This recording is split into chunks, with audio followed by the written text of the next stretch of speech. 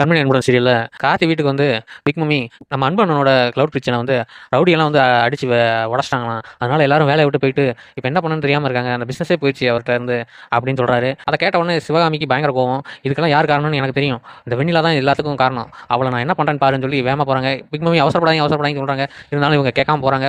வெண்ணிலா இங்க வா.